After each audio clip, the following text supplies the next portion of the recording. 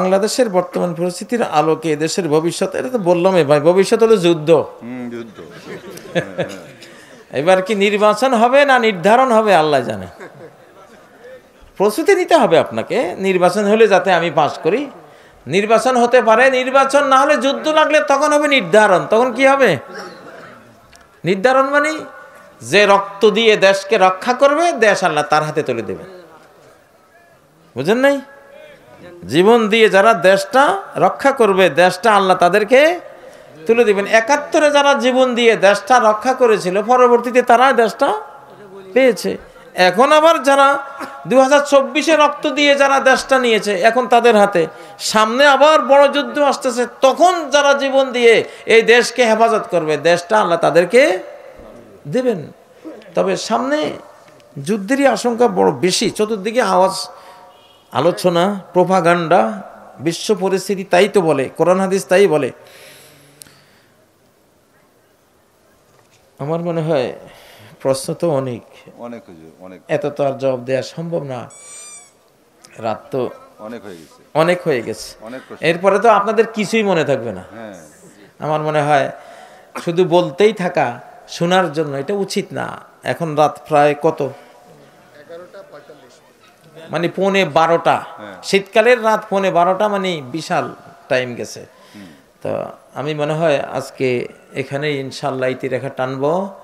খুবই ভালো লাগলো আপনারা শেষ পর্যন্ত ছিলেন। আর দুইটা বাস, এরপরে আর কেউ কথা বলবে না, শুধু দুইটা প্রশ্নের উত্তর দেবো ইনশাল্লাহ। জি না, আর বেশি না। প্রশ্নের উত্তর তো আমি সারা বছর সারা জীবনে দিয়েছি।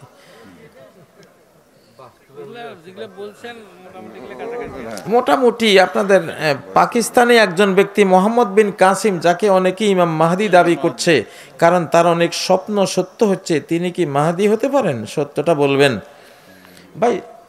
এই বাংলাদেশেও এমন এমন স্বপ্ন দেখা লোক আছে, আমার যাদের সাথে সম্পর্ক আছে, ওরা ঘুমাইলে একেবারে সিদরাতুল মুনতাহার খবর নিয়ে আসে। এবারে মোহাম্মদ বিন কাসিমের মতো লোক এখানে অভাব নাই। এগুলি হলো আল্লাহর দয়া, আল্লাহর রহমত। এগুলি তাই বলি সেই ইমাম স্বপ্ন দেখলে কি ইমাম মাহাদি হয়? না, স্বপ্ন দেখলে ইমাম মাহাদি হবে না। আমি দেখেছি মোহাম্মদ বিন কাসিমকে, এবং তার অনেক কিছু আমার স্টাডিতে আছে। না, সেই ইমাম মাহাদি না। কারণ ইমাম মাহাদি, উনি যেদিন ইমাম মাহাদি ঘোষিত হবেন, তার আগে যদি তাকে কেউ চিনতে পারে, সারা বিশ্ব পরাশক্তি তার উপরে হামলা করবে। বুঝলেন না? ওই দেশ তলিয়ে দিবে। এই জন্য উনি যেদিন ঘোষণা হবে, এর আগে উনিও বুঝবেন না যে উনি ইমাম মাহদি। আল মাহদিয়্যু মিন্না আহলাল বাইত ইউসলিহুল্লাহু ফি লাইলাতিন ওয়াহিদা। নবীজি বলেন, মাহদি হলো আমার বংশের মানুষ, এক রাতে আল্লাহ তাকে চেঞ্জ করবেন। এই জন্য কেউ টের পাবে না। ওই রাতের আগে সে হয়তো অন্যরকম লোক, ওই রাতের আগে হয়তো সে টোটাল, সে কোনো ধার্মিক লোকও না, এরকম থাকবে, যাতে কেউ চিনতে না পারে, এমন লুকিয়ে রাখবেন। এক রাত্রে আল্লাহ ওকে বিশ্ব রাজনীতির সমস্ত জ্ঞান, বিজ্ঞান, রাষ্ট্রবিজ্ঞান দিয়ে দিবেন। যুদ্ধ জয়ের যত কৌশল সব কিছু দিয়ে দিবেন, এক রাত্রে ডাউনলোড করে দিবেন। কেন আমাদের এই যুগটা কম্পিউটারে এক ক্লিকে তো আপনার হাজার হাজার তথ্য ডাউনলোড হয়ে যায়, ঠিক না? আমাদের যুগটা এরকম। এই জন্য ওই সিস্টেমে আল্লাহ দিবেন। শেখ, আপনি এক লেকচারে ইউসুফ আলাইহিসসালামের গান পাচ্ছি বলেছে, তো ইউসুফ আলাইহিসসালামের গান তো এখন তোমরা পাও না ভাই, শুরুই তো হয়েছে। আমি মূলত ওইটা একটা আধ্যাত্মিক ইনফরমেশনের কারণে সাইদি সাহেবকে কেন্দ্র করে ওইটা বলেছিলাম, যার কারণে আমি জেলও গিয়েছি। আমি টার্গেটে ছিলাম যে সাইদি সাহেবের জন্য কি করব, ওনার জন্য তো আমার কাছে একটা পাওনা আছে। লাস্টে আমি ওইভাবে কথাটা বলেছি। ওইভাবে বলার পরেও আমাকে ওরা জেলে নিয়ে গেছে, যে তুমি সাইদি রে খুব বলছো ওইটা। ওগুলি বুঝে ও ডিবি অফিসে গিয়ে আমারে বলতেছে কি সাইদি সাহেবের ব্যাপার ওরা টের পাইছে। তো সাইদি সাহেব তো মৃত্যুর পরে যেই সাইক্লোন তুলে দিয়ে গেছেন, সেটাই তো আলহামদুলিল্লাহ। আমরা কেবল বেঁচে থেকেই যে সাইক্লোন তুলি এটা তো না, মরার পরেও তো আরো বেশি হয়, ঠিক না? তো এখন সাইদি সাহেব দুনিয়া থেকে চলে গেছেন, থাকলে তো আলহামদুলিল্লাহ আজকে এক বিনা বাক্য ব্যয়ে তিনি জাতির কর্ণধার হয়ে যেতেন। কিন্তু ওনার সন্তানরা সেটা পাচ্ছে, মানে আপনারা, ওনার সন্তানরা, উনি যাদেরকে লালন করে গেছেন, ওনার উদ্বেলিত সেই কোরআনিক কণ্ঠে যারা উজ্জীবিত হয়েছে, আজকে তাদের হাতে তো বাংলাদেশ, আলহামদুলিল্লাহ।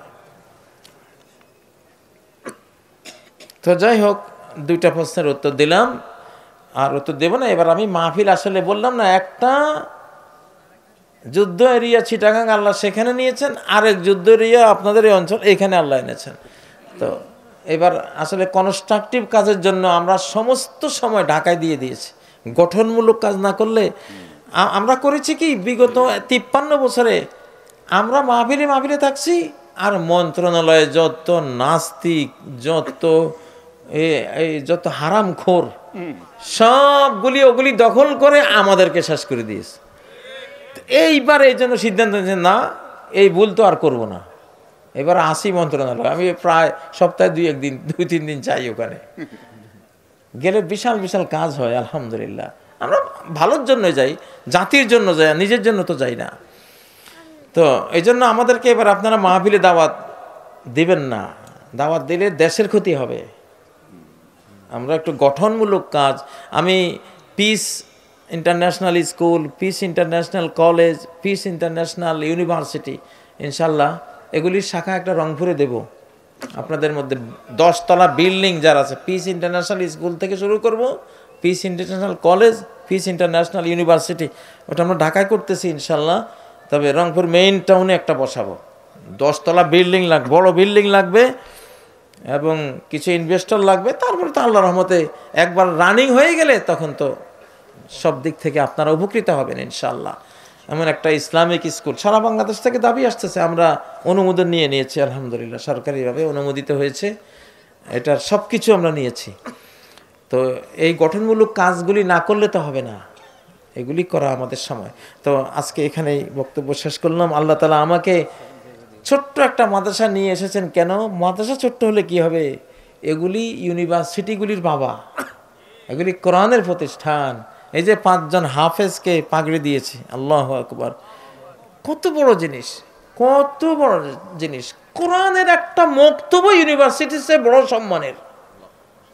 আমি 40 বছর হাদিস পড়াতে 35 বছর হয়ে গেলে পরে আল্লাহর কাছে দোয়া করতে থাকলাম, আল্লাহ হাদিসের দর্শের পরে আর উচ্চ শিক্ষা কোনটা আছে, এবার আমারে সেটা দাও। হঠাৎ মনে আসলো এটা, আল্লাহু আকবার। দোয়া করতে করতে আমি দেখলাম কি, আমি মক্তবে গিয়ে পড়াচ্ছি। তখন আমার চিন্তা হলো, তো মক্তবে তো আমি কোরআন পড়াই ডাইরেক্ট, তাহলে খায়রুকুম মান তাআল্লামাল কোরআন, তোমাদের সর্বোত্তম ব্যক্তি সেই যে কোরআন পড়ায়। হাদিস পড়ায়, হাদিসের মান তো হইল কোরআনের পরে, ঠিক না?